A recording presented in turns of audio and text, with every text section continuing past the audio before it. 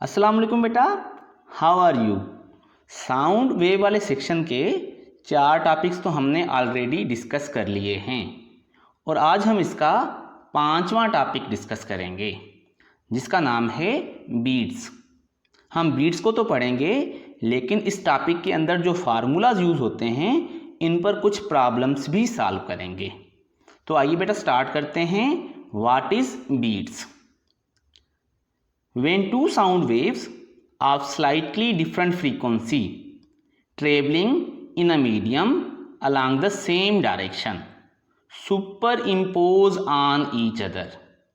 बेटा जब दो वेव जिनकी फ्रीक्वेंसी का थोड़ा सा फर्क हो सेम मीडियम में सेम डायरेक्शन में ट्रेवल करते हुए सुपर इम्पोज हों तो फिर the intensity of the resultant sound at a particular position rises and falls regularly with time। तो फिर जब ऐसी दो वेव सुपर पोजिशन करती हैं तो रिजल्टेंट वेव की इंटेंसिटी किसी पर्टिकुलर पोजिशन पर राइज और फॉल करती है रेगुलरली विथ टाइम। ठीक है, रिजल्टेंट इंटेंसिटी कम ज़्यादा होती है, जैसे आवाज़ का बड़ा होना फिर कम होना। हम फिज़िक्स में इसको मैक्सिमा मिनिमा भी बोलते हैं, वेक्सिंग और वेनिंग भी बोलते हैं।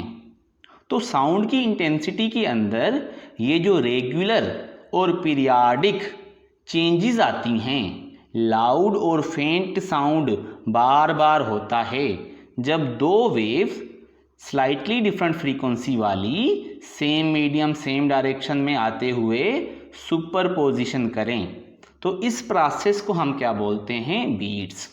ठीक हो गया बेटा। अब ये जो प्रोसेस है regular variation in intensity of sound with time at a particular position पर ही एक ही जगह पर टाइम गुजरने के साथ साथ वेरिएशन इन इंटेंसिटी होता रहता है। जैसे आवाज़ का बड़ा होना ठा, फिर कम होना ठा ठा ठा ठा ठा। तो ये जो रेगुलर वेरिएशन है इंटेंसिटी और लाउडनेस ऑफ साउंड के अंदर हम इसको बीट्स बोलते हैं। और ये कब बनते हैं? जब दो वेव सेम एम्पलीट्यूड वाली सेम वेलोसिटी वाली सेम डायरेक्शन में चलते हुए सेम मीडियम में सुपरपोजिशन करें पर उनकी जो फ्रीक्वेंसी है वो स्लाइटली डिफरेंट होनी चाहिए। बेटा यहाँ पर डिफरेंट की स्पेलिंग आप थोड़ा चेक कर लें। अच्छा बेटा आगे चलते हैं।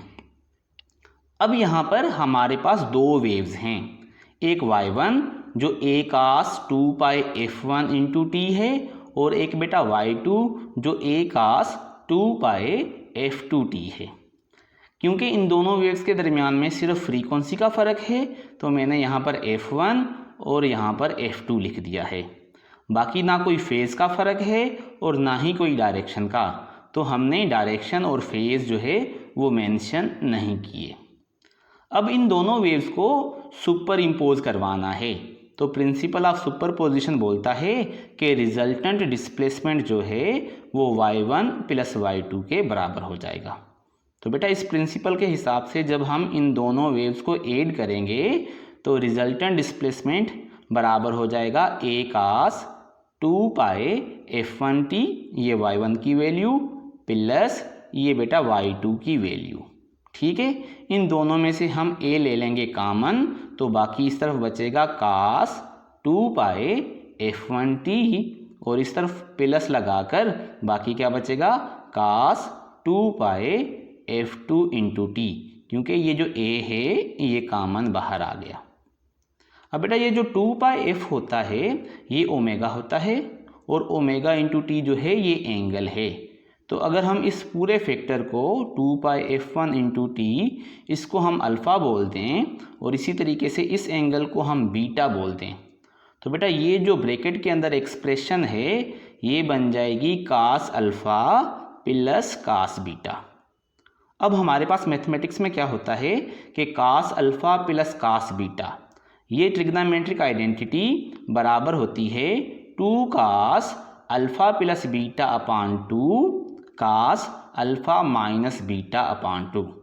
तो बेटा इस एक्सप्रेशन को सॉल्व करने के लिए हम ये ट्रिग्नोमेट्रिक आइडेंटिटी यूज़ करेंगे। वो कैसे कि cos alpha plus cos beta के बराबर हम कर देंगे 2 कास, यहाँ पर अल्फ़ा की वैल्यू ये वाली, प्लस यहाँ पर अब ये बीटा वाली वैल्यू डिवाइडेड बाई 2, ब्रैकेट बंद, उसके बाद कास, यहाँ पर अल्फ़ा की वैल्यू माइनस बीटा की वैल्यू डिवाइडेड बाई 2।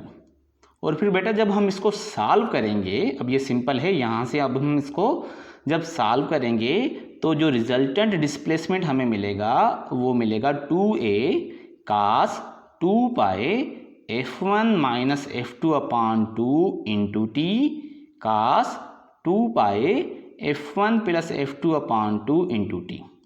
तो बेटा ये जो हमारे पास y की वैल्यू है ये रिजल्टेंट डिस्प्लेसमेंट है। इस रिजल्टेंट डिस्प्लेसमेंट में ये वाला जो पोर्शन है, पहला पोर्शन, ये एम्पलीट्यूड होगा, हम आगे जाकर देखते हैं, और ये वाला जो पार्ट है ये रिजल्टेंट वेव के दूसरे कैरेक्टरिस्टिक्स को रिप्रेजेंट करता है। हम इसको अब डिटेल में समझते हैं। तो रिजल्टेंट वेव का जो डिस्प्लेसमेंट है वो है 2a कास 2 पाए f1 माइनस f2 अपान 2 इंटू टी, ये एम्पलीट्यूड वाला पोर्शन, और ये जो है ये दूसरे कैरेक्टरिस्टिक्स वाला पोर्शन हो गया। अब हमने कुछ और चीज़ें भी देखनी हैं, नोट करनी है, जैसे कि जो बीट फ्रीक्वेंसी होती है, ठीक है, उसका मतलब होता है कि 1 सेकंड में कितने बीट बनते हैं, यानी 1 सेकंड में आवाज़ जो है लाउड कितनी मर्तबा होती है, ठीक है, लाउड फेंट, ऐसा 1 सेकंड में जितनी मर्तबा हो हम उसको क्या बोलते हैं, बीट फ्रीक्वेंसी। इसको हम f स्मॉल b के ज़रिए रिप्रेजेंट करते हैं, और ये जो बीट फ्रीक्वेंसी होती है ये दोनों फ्रीक्वेंसी के फ़र्क या डिफरेंस के बराबर होता है, ठीक है। अभी ये आप नोट कर लो, आगे जाकर हम इसको प्रूव करते हैं, ठीक है, ये सब क्लियर हो जाएगा। तो एक बात आपने नोट कर ली कि बीट फ्रीक्वेंसी या 1 सेकंड में जो बीट सुनाई देते हैं वो दोनों फ्रीक्वेंसी के फ़र्क या डिफरेंस के बराबर होता है। और दूसरी होती है बेटा रिजल्टेंट वेव की फ्रीक्वेंसी, ठीक है, जो यहाँ पर इस ब्रैकेट के अंदर जो है ये रिप्रेजेंट करती है, यानी f1 प्लस f2 अपान 2, दोनों फ्रीक्वेंसी के सम का हाफ। आ गया बात समझ में। इसी तरीके से जो एम्पलीट्यूड होता है रिजल्टेंट वेव का, वो जैसे कि हम यहाँ पर देख कर आए हैं कि इस y डिस्प्लेसमेंट का ये जो फर्स्ट पार्ट है ये एम्पलीट्यूड है, तो यहाँ पर ये एम्पलीट्यूड वाला पार्ट आ गया। इन सब को हम डिटेल में समझते हैं, फिलहाल आप इनको नोट कर लेंगे, बीट फ्रीक्वेंसी क्या होती है, रिजल्टेंट वेव की फ्रीक्वेंसी क्या होती है, और एम्पलीट्यूड वाला पार्ट क्या होता है। अब हम इसको प्रॉब्लम के ज़रिए समझते हैं कि इन तीनों पर हमने प्रॉब्लम कैसे सॉल्व करना है। तो लेट्स सपोज करो बेटा आपको एक प्रॉब्लम आया कि f1 फ्रीक्वेंसी है 439 और f2 फ्रीक्वेंसी है 443। यहाँ आपको अगर लैंग्वेज बनाकर दे तो क्या बोलेगा, if two waves of frequency 439 and 443, ठीक है, super impose on one and other with slightly different frequency, तो फिर बताओ रिजल्टेंट वेव की फ्रीक्वेंसी कितनी होगी और बीट्स जो हैं वो 1 सेकंड में कितने बनेंगे। तो बेटा रिजल्टेंट वेव की फ्रीक्वेंसी के लिए आपने इन दोनों को कर लेना है जोड़, और जोड़ करके 2 से डिवाइड कर देना है, तो 439 प्लस 443 डिवाइडेड बाई 2, तो बेटा रिजल्टेंट वेव की जो फ्रीक्वेंसी है वो 441 हो जाएगी, जबकि बीट्स कितने सुनाई देंगे 1 सेकंड में, ठीक है, तो वो दोनों का डिफरेंस होगा 443 माइनस 439, तो बीट फ्रीक्वेंसी कितनी हो गई बेटा 4। इसी तरीके से बेटा अगर एम्पलीट्यूड पूछेगा तो ये 2a cos 2 पाई ये तो कांस्टेंट है, तो f1 माइनस f2, ठीक है, f1 माइनस f2 के बदले हम 4 पुट करेंगे, 4 को 2 से डिवाइड करेंगे, यहाँ पर ये 2 में कैंसिल हो जाएगा। तो बाकी अगर हमें ये टाइम बता दे, तो जब हमें टाइम की वैल्यू बता देगा कि टाइम 0 है या कितना टाइम है, तो उसके बाद हम एम्पलीट्यूड को फाइंड करने के एबल हो जाएंगे, सही है। तो इस तरीके से beat frequency, resultant wave frequency और एम्पलीट्यूड को मालूम किया जाता है, सही हो गया। अब आगे हमने देखना है कि मैक्सिमा या कंस्ट्रक्टिव इंटरफेरेंस कहाँ पर होता है। बेटा कंस्ट्रक्टिव इंटरफेरेंस तब होता है जब एम्पलीट्यूड मैक्सिमम हो, और एम्पलीट्यूड जो है वो तब मैक्सिमम होता है जब ये वाला जो पोर्शन है, ठीक है, ये ±1 के बराबर हो जाए। ठीक है, जैसे आपने यहाँ पर देखा कि ये वाला पोर्शन एम्पलीट्यूड है, और बेटा ये मैक्सिमम कब होगा, जब ये जो कास थीटा, ये कास है और ये पूरी थीटा है, तो जब ये कास थीटा 1 के बराबर हो जाएगा तो ये जो एम्पलीट्यूड है ये 2a के बराबर हो जाएगा। ठीक हो गया। तो एम्पलीट्यूड की मैक्सिमम वैल्यू के लिए कास थीटा की वैल्यू ±1 होनी चाहिए, क्योंकि कास थीटा की मैक्सिमम वैल्यू हो ही 1 सकती है। ठीक है, तो इसलिए मैंने लिखा है कि cos 2π f1 f2/2 into T जब ±1 होगा तो फिर मैक्सिमा बनेंगे, या कंस्ट्रक्टिव इंटरफेरेंस होगा, इंटेंसिटी और लाउडनेस इंक्रीज हो जाएगी। ठीक है, और ऐसा कब होगा, कास थीटा मैक्सिमम कब होता है, जब थीटा जो है, यानी अगर हम इसको कास निकाल दें तो बाकी क्या है, ये थीटा, तो 2π f1 f2/2 इंटू टी, ये जो थीटा है जब ये 0 होगा या पाई होगा, 2π होगा, 3π होगा, यानी इंटीजर मल्टीपल ऑफ पाई होगा, तो फिर क्या होगा, कास थीटा ±1 के बराबर हो जाएगा। ठीक है, और हमें मैक्सिमम इंटेंसिटी वाला साउंड सुनाई देगा। तो अब अगर हम नोट करें कि फर्स्ट मैक्सिमा कब होगा, तो बेटा फर्स्ट मैक्सिमा तब होगा जब 2π f1 f2/2 इंटू टी 0 के बराबर हो जाए, क्योंकि सबसे पहले ये जो वैल्यू है ये 0 है। ठीक है, इसी तरीके से सेकंड मैक्सिमा कब होगा, जब ये 2π f1 f2/2 इंटू टी किसके बराबर हो जाए, पाई के, क्योंकि 0 के बाद ये पाई है। और थर्ड मैक्सिमा पाई के बाद क्या होता है, 2π। फिर फोर्थ मैक्सिमा कब होगा, जब ये वाली वैल्यू जो है ये 3π के बराबर हो जाए, एंड सो ऑन। अब अगर मैं बोलूं कि फर्स्ट मैक्सिमा जो है जब ये फेज डिफरेंस 0 होगा, थीटा जो है वो 0 होगा, उस वक्त टाइम कितना होगा, तो बेटा उसके लिए हम ये 2 जो है ये 2 में कैंसिल कर देंगे, तो यहाँ पर ये टाइम की जो वैल्यू हो जाएगी ये 0, और ये वाला फैक्टर जो है ये उधर जाकर डिवाइड करेगा, but 0 divided by anything is equal to 0, तो पहला मैक्सिमम तो 0 पर ही होगा। ठीक है, उसके बाद दूसरा मैक्सिमम, उसके लिए बेटा ये 2 2 में कटेगा, ये पाई जो है दोनों तरफ ये भी सेम है, कॉमन है, ये भी कटेगा, तो टाइम की वैल्यू किसके बराबर होगी, इस तरफ 1 बचेगा, और ये f1 f2 उस तरफ जाकर नीचे डिवाइड करेंगे, तो जो सेकंड मैक्सिमा होगा वो 1/f1 f2 सेकंड पर बनेगा। इसी तरीके से थर्ड जो है वो 2π आप यहाँ पर रख दो, पाई में कैंसिल, 2 2 में कैंसिल, तो टाइम की वैल्यू क्या बचेगी, इस तरफ क्या बचेगा आपका 2, और ये f1 f2 जो इस तरफ बच गया वो उधर जाकर डिवाइड करेगा। समझ में आ गया। अब यहाँ पर असल बात जो है कि हमने ये देखना है कि एक बीट में कितना टाइम लगता है। तो बेटा देखो, आपने पहला बीट 0 पर सुना, उसके बाद दूसरा आपने यहाँ पर सुना, तीसरा आपने यहाँ पर सुना, तो एक बीट के बाद दूसरा बीट कितने टाइम के बाद सुनाई देता है।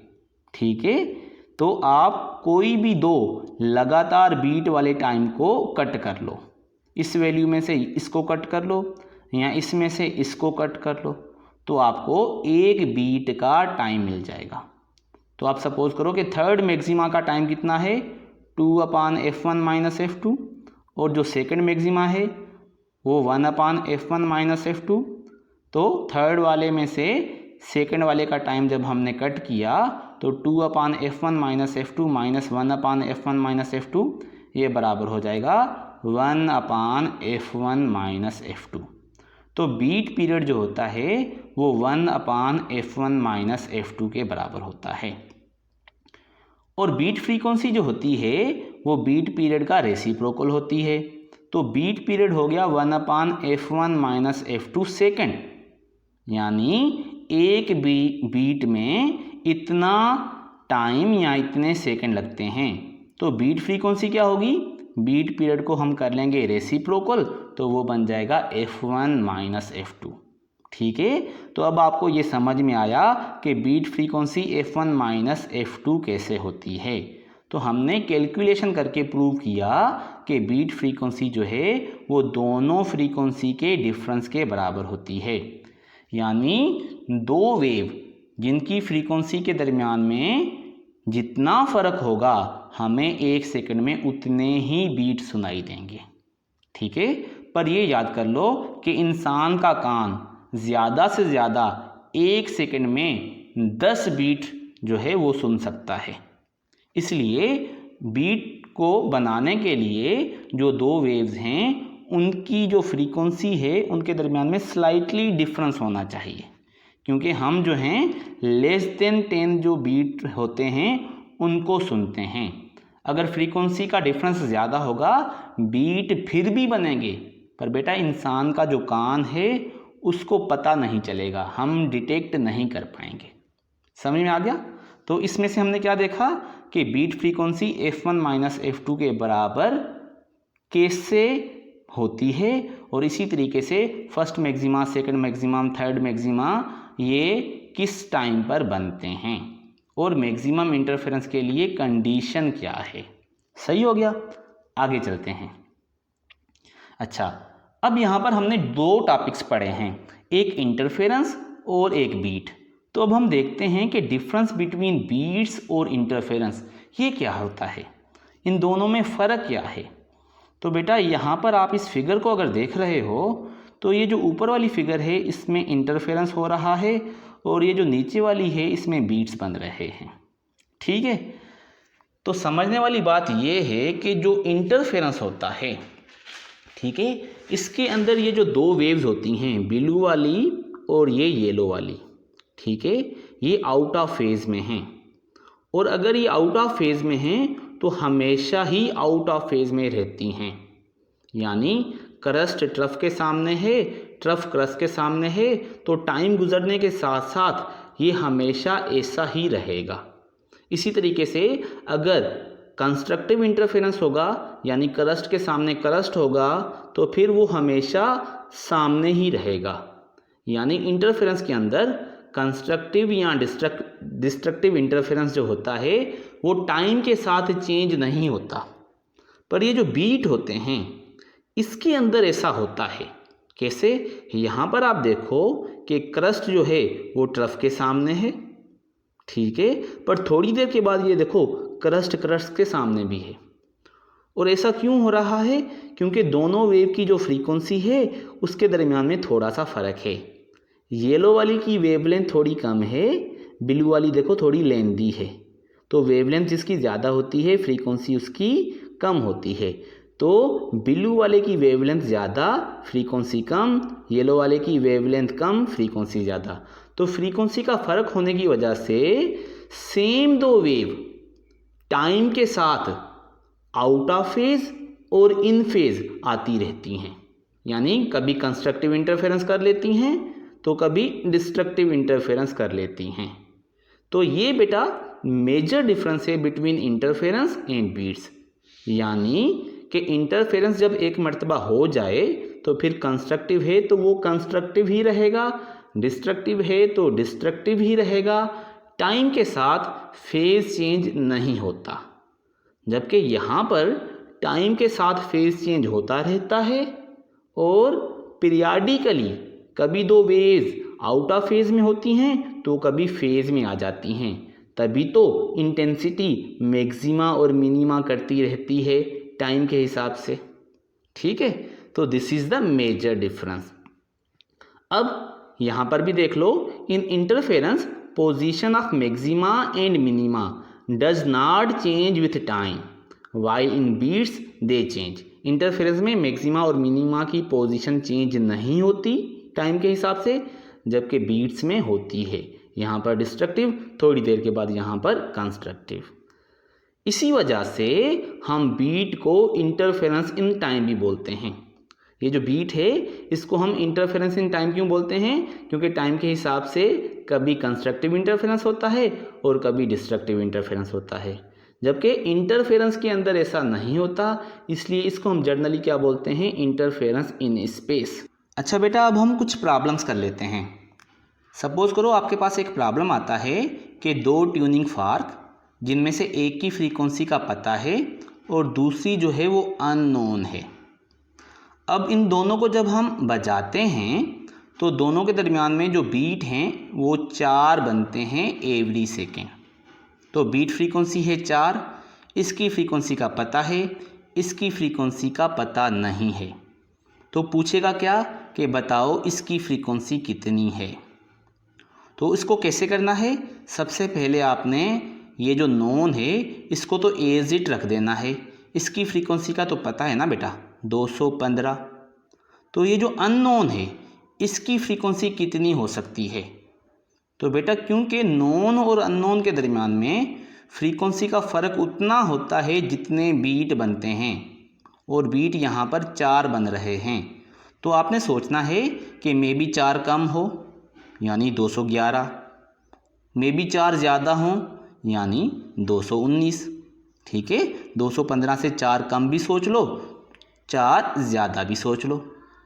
अब ये पता नहीं है कि 211 है या 219 है, तो इसके लिए आपको वो बोलेगा कि हमने लोड किया या फाइल किया।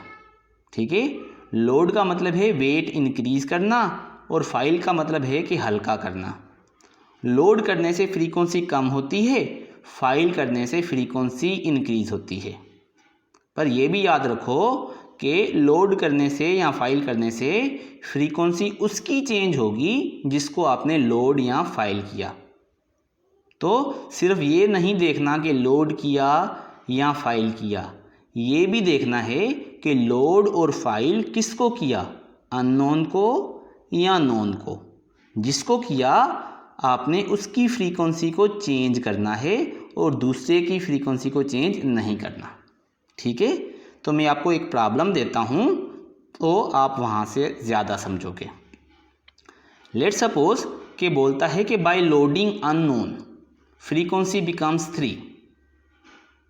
3 बातें यहाँ पर इंपॉर्टेंट हैं। एक तो लोड किया, दूसरा अननोन को लोड किया, और तीसरा जो बीट फ्रीक्वेंसी है वो डिक्रीज़ होकर 3 बच गई। ठीक है, अब हमें बताओ कि अननोन जो है वो 211 वाला था या 219 वाला था। तो बेटा स्टेप बाय स्टेप इसको हमने कैसे सॉल्व करना है? सबसे पहले हमने एक लाइन बनानी है, उस पर हमने 3 गोल सर्कल लगाने हैं। दरमियान वाला जो सर्कल है उसके सामने आपने नोन की वैल्यू लिखनी है। ये देखो, नोन की वैल्यू 215। नोन की एक ही वैल्यू लिखेंगे क्योंकि नोन की वैल्यू का पता होता है, जबकि ऊपर और नीचे अननोन की 2 वैल्यूज़ लिखेंगे। अननोन की भी कोई एक वैल्यू होती है, पर अब पॉसिबिलिटीज़ क्योंकि 2 हैं तो फ़िलहाल हम 2 लिख देते हैं, 219 वाली भी और 211 वाली भी। तो अननोन की 2 पॉसिबल वैल्यूज़ होती हैं। ठीक है, जो हम फ़िलहाल यहाँ पर लिख लेते हैं और इसके बाद देखेंगे कि 219 है या 211 है। तो ये तरीका आप समझ गए। दरमियान में लिखोगे नोन की वैल्यू और ऊपर और नीचे 2 पॉसिबल वैल्यूज़ जो होती हैं अननोन की। उसके बाद नेक्स्ट आपने क्या किया है, यहाँ पर देखो लोड किया है, और किसको किया है, अननोन को लोड किया है। तो बेटा ये देखो अननोन यहाँ पर है और यहाँ पर है, तो नोन को तो आपने कुछ किया नहीं, तो नोन पर कोई भी आपने एरो नहीं लगाना। जबकि अननोन को लोड करने से फ्रीक्वेंसी कम होगी, तो अननोन की दोनों वैल्यूज़ पर नीचे को एरो लगा देना है। ठीक है, आ रही बात समझ में? तो नोन की फ्रीक्वेंसी सेम जगह पर रहेगी, अननोन की फ्रीक्वेंसी कम होगी। अब आ जाओ आगे। अननोन अगर ये था तो बीट कम होने चाहिए। पता है क्यों? क्योंकि अननोन की ये वाली वैल्यू नोन की वैल्यू के नज़दीक आ रही है, डिफरेंस कम होता जा रहा है और बीट कम बनने चाहिए। और अगर अननोन ये वाला है तो फिर लोड होने के बाद ये और नीचे जाएगा, यानी 210, 209, और इससे दूर होता जाएगा। बीट इंक्रीज होने चाहिए। समझ में आ रहा है? अब यहाँ पर देखो कि बीट तो डिक्रीज हुए हैं, पहले 4 थे अब 3 हो गए हैं, तो बीट फ्रीक्वेंसी डिक्रीज हुई है। तो फिर अननोन क्या होगा, 219 वाला या 211 वाला? 219 वाला होना चाहिए, क्योंकि 219 वाला ऑप्शन लोड होने के बाद इसके नज़दीक आ रहा है और डिफरेंस कम हो रहा है, तो बीट कम होने चाहिए। अगर ये ऑप्शन होता तो बीट इंक्रीज होने चाहिए, क्योंकि 211 वाला तो 215 से दूर जा रहा है। सही है? तो अननोन जो था वो 211 वाला था। ठीक है, शुरू में जब हमने उसको लोड नहीं किया था, और 4 बीट थे, और लोड करने के बाद आफ्टर, क्योंकि अब बीट 3 है तो ये थोड़ा सा नीचे आ गया, और अब इसकी फ्रीक्वेंसी कितनी होनी चाहिए, 211। तो बेटा ये भी पूछ लेते हैं कि शुरू में कितनी थी और बाद में कितनी थी। तो आपने अपना कान खोल के प्रॉब्लम देखना है, सुनना है और फिर करना है। ठीक है बेटा, अब आगे चलते हैं। एक और प्रॉब्लम आता है कि by loading known beat frequency 6 हो गई। अब कैसे करें? लेट सपोज करो सेम मेथड, लाइन बनाई, 3 सर्कल लगाए, दरमियान में नोन की वैल्यू लिखी और ऊपर और नीचे अननोन की 2 पॉसिबल वैल्यूज़। ठीक है, लोड किया है, नोन को किया है। अब नोन को किया है तो अननोन की दोनों वैल्यूज़ को नहीं छेड़ना। अब नोन की वैल्यूज़ चेंज करनी है, और नोन को भी आपने लोड किया है, तो लोड करने से फ्रीक्वेंसी कम होती है, तो एरो की डायरेक्शन होगी नीचे को। सही है? समझ में आया? अब अगर देखो अननोन 211 वाला है, तो ये जो नोन वाला है ये इसके क्लोज आ रहा है। तो अगर अननोन 211 वाला होगा तो बीट कम होने चाहिए, और अगर अननोन 219 वाला है तो नोन वाला 219 से तो दूर जा रहा है, तो फिर बीट इंक्रीज होने चाहिए। समझ में आया? अब बीट फ्रीक्वेंसी क्योंकि 6 हो गई है, पहले कितनी थी, 4, अब 6, यानी इंक्रीज हो गई है। तो फिर अननोन वाला कौन सा होगा, 219 वाला। तो देखो अननोन जो है वो 219 वाला होगा, और नोन वाला 215 होगा, पहले लोड करने से पहले। और लोड करने के बाद क्योंकि ये नीचे को आ रहा है और बीट अब 4 नहीं 6 हो गए हैं, तो ये 219 पर है, तो ये कहाँ पर होना चाहिए, अब 213 पर। तो लोड करने के बाद 213, लोड करने से पहले 215, और अननोन जो है वो 219 वाला, 211 वाला नहीं। समझ में आ रहा है? ठीक है ना? तो अब हम एक और प्रॉब्लम कर लेते हैं। मिसाल के तौर पर बोलता है बाय लोडिंग नोन फ्रीक्वेंसी ख़त्म हो गई, 0 हो गई, या बोले बीट ख़त्म हो गए। फिर आपने एक लाइन बना ली, 3 सर्कल लगा लिए, दरमियान में नोन, ऊपर नीचे अननोन। ठीक है, अब ये क्या बोलता है, लोडिंग नोन। लोड किया, नोन को किया, तो नोन पर एरो लगाया नीचे को, बीट ख़त्म हो रहे हैं। तो सोचो नोन जो है वो 211 के नज़दीक जा रहा है, तो ये अगर अननोन 211 है, तो क्योंकि ये 211 के नज़दीक जा रहा है तो डिफरेंस कम होते होते 0 हो सकता है। पर ये जो 219 वाला है, नोन इससे तो दूर जा रहा है, तो इसके हिसाब से तो बीट इंक्रीज होने चाहिए, इसके हिसाब से बीट डिक्रीज हो सकते हैं, और जब ये बिल्कुल इसके साथ आ जाएगा तो बीट ख़त्म भी हो सकते हैं। तो अगर यहाँ पर इस कंडीशन में बीट फ्रीक्वेंसी 0 हो रही है, तो फिर अननोन जो है वो डेफिनेटली 211 होगा। ठीक है, और जो नोन है वो 215 था पहले, और अब जो है ये नोन भी 211 पर आ चुका है। लोड करने के बाद ये 211 पर आया और बीट ख़त्म हो गए। समझ में आया? ठीक है, चलो कुछ और प्रॉब्लम्स करते हैं। बोलता है by loading unknown beat frequency 0 हो गई। अननोन को लोड किया है, तो नोन को आपने कुछ भी नहीं करना, अननोन को लोड किया है तो अननोन की दोनों पॉसिबल वैल्यूज़ पर नीचे को एरो लगा दिए। ठीक है, अब अगर देखो, अगर अननोन ये है तो देखो ये इसके क्लोज आ रहा है, बीट कम होने चाहिए। और अगर बेटा अननोन ये है तो ये तो नोन से दूर जा रहा है, बीट इंक्रीज होने चाहिए। बीट ख़त्म क्यों हुए? क्योंकि अननोन ये वाला था और लोड करने के बाद नीचे आकर 215 जैसा हो गया। तो अगर बीट ख़त्म हो रहे हैं इस कंडीशन में तो फिर अननोन जो है वो 219 होना चाहिए। ठीक है, 211 नहीं हो सकता, क्योंकि 211 वाला ऑप्शन लोड करने के बाद बेटा 215 से दूर जा रहा है। ये पॉसिबल ही नहीं है कि 211 हो और बीट ख़त्म हो। ठीक है, तो अननोन 219 था पहले और लोड करने के बाद यहाँ नाउ अननोन कितना हो गया है, नीचे आकर वो भी 215 हो चुका है, क्योंकि बीट फ्रीक्वेंसी अब ख़त्म हो गई है। समझ में आ रहा है? इसी तरीके से कभी कभी पूछ लेते हैं कि लोडिंग करने के बाद बीट फ्रीक्वेंसी दोबारा सेम हो गई। ठीक है, और लोड किया है किसको, नोन को, तो ये देखो सेम तरीका, नोन दरमियान में, अननोन ऊपर और नीचे, लोड किया है, नोन को किया है तो नोन पर लगा दो एरो नीचे को। ठीक है, अब नोन को लोड किया है तो नोन तो नीचे आएगा। ठीक है, और आस्ते आस्ते बीट क्या होंगे, अननोन के हिसाब से 211 जो है, अगर ये वाला है 211 तो बीट आस्ते आस्ते कम होंगे और फिर बीट ख़त्म हो जाएंगे।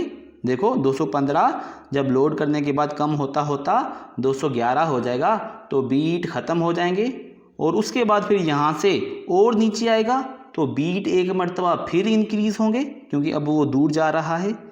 और फिर ऐसा करते करते जब ये 209 पर आ जाएगा तो बीट एक मर्तबा फिर 4 हो जाएंगे, क्योंकि डिफरेंस एक मर्तबा फिर पहले भी 4 था, और जब ये नीचे आकर यहाँ पर पहुँचेगा तो फिर 4 हो जाएंगे, तो बीट फ्रीक्वेंसी सेम हो जाएगी। तो अगर बीट लोड करने के बाद इस कंडीशन में सेम हो रहे हैं तो फिर अननोन डेफिनेटली 211 होना चाहिए, क्योंकि 219 के हिसाब से तो ये दूर ही जा रहा है, तो 219 के हिसाब से बीट फ्रीक्वेंसी इंक्रीज़ ही होनी चाहिए, पर 211 के हिसाब से बीट फ्रीक्वेंसी डिक्रीज़ होनी चाहिए, डिक्रीज़ होकर 0 और उसके बाद फिर इंक्रीज़ होनी चाहिए। समझ गए? आई होप कि आप इस मेथड को समझ रहे हो। अच्छा बेटा, अब लास्ट में हम एक और इंटरेस्टिंग प्रॉब्लम करते हैं नए तरीके से। ठीक है, मिसाल के तौर पर आपको बोलता है कि हमारे पास एक ट्यूनिंग फार्क है 220 वाला और एक स्ट्रिंग है। ठीक है, यहाँ पर ट्यूनिंग फार्क जो है इसकी फ्रीक्वेंसी का पता है और स्ट्रिंग की फ्रीक्वेंसी जो है वो अननोन है। दोनों को बजाया, बीट सुनाई दिए 5, तो फ़र्क होगा 5 का, तो इसकी पॉसिबल वैल्यूज़ में भी 5 कम 215 और में भी 5 ज़्यादा 225। अब कौन सी वैल्यू सही है? तो यहाँ पर वो लोड और फाइल नहीं बता रहा। क्या बोल रहा है? इफ़ टेंशन इज़ इंक्रीज्ड, बोलता है टेंशन इंक्रीज कर दी इस स्ट्रिंग के अंदर और बीट फ्रीक्वेंसी हो गई 3। ठीक है, अब यहाँ पर सोचो कि स्ट्रिंग के अंदर जो फ्रीक्वेंसी होती है वो 1/2 पाए टेंशन अपान मास पर यूनिट लेंथ के बराबर होती है। फ्रीक्वेंसी और टेंशन का डायरेक्ट रिलेशनशिप होता है रूट के साथ इस तरीके से, तो टेंशन को इंक्रीज़ करोगे फ्रीक्वेंसी भी इंक्रीज़ होगी। तो यहाँ पर ये क्या किया है, टेंशन इंक्रीज़ हुई है इसकी, ये क्या है अननोन, तो अननोन की tension increase means frequency increase, तो आपने चेंज किसकी को किया है अननोन को। तो similarly straight line 3 circles, known दरमियान में, अननोन की दोनों पॉसिबल वैल्यूज़ ऊपर और नीचे। ठीक है बेटा, अब चेंज किसको करना है, क्योंकि फ्रीक्वेंसी चेंज हुई है अननोन की और टेंशन इंक्रीज़ हुई है तो फ्रीक्वेंसी इंक्रीज़ होगी। ये तो नहीं बोल रहा कि फाइल किया है, पर दूसरे तरीके से इनडायरेक्टली वही बात कर रहा है। तो अननोन की दोनों पॉसिबल वैल्यूज़ पर हमने एरो ऊपर को लगा दिए। अब देखो कि बीट कम हुए हैं कि ज़्यादा, पहले 5 अब 3। तो अगर पॉसिबल ऑप्शन ये वाला होता तो बीट कम होने चाहिए थे, क्योंकि ये ऑप्शन फाइल होने के बाद या इसकी फ्रीक्वेंसी जब इंक्रीज़ हो रही है तो नोन के नज़दीक जा रहा है, और ये वाला जो है ये दूर जा रहा है। तो अगर 225 वाला सही है तो बीट इंक्रीज़ होने चाहिए थे, पर बीट फ्रीक्वेंसी क्योंकि कम हो रही है तो सही ऑप्शन कौन सा होगा? 215 वाला। तो अननोन जो है वो 215 वाला है, यानी स्ट्रिंग की फ्रीक्वेंसी 215 थी, 225 नहीं थी। और 215 जो थी वो पहले थी।